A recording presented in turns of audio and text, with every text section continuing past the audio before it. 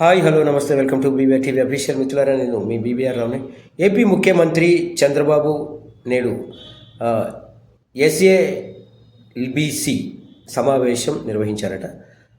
SLBC సమావేశంలో ఎందుకంటే చాలా ముఖ్యమైన సమావేశం ఇది. బ్యాంకర్లతో జరిగిన ఈ సమావేశంలో పలు కీలక అంశాలపై చర్చించారు.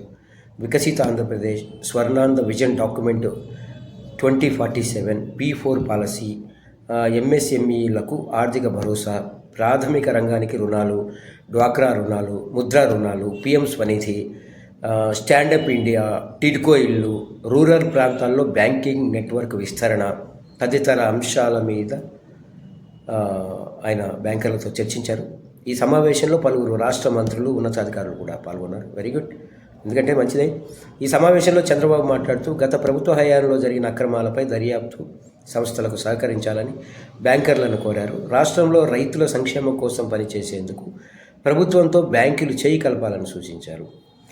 అగ్రికల్చర్ స్థానంలో హార్టికల్చర్ ప్రముఖ పాత్ర పోషించనుందని, హార్టికల్చర్, ప్రకృతి వ్యవసాయ రంగాలకు బ్యాంకులు చేయూతనివ్వాలని ఆయన పిలుపునిచ్చారు. ముఖ్యంగా బ్యాంకులు విజన్ 2047కి అండగా నిలవాలని కోరారు. అయ్యా, మీ మీటింగ్ బాగానే ఉంది, మీరు కోరిన పద్ధతులు బాగానే ఉన్నాయి, అన్నీ బాగానే ఉన్నాయి, కానీ గత ప్రభుత్వం అక్రమాలు ఇక్కడ ఎందుకు సార్?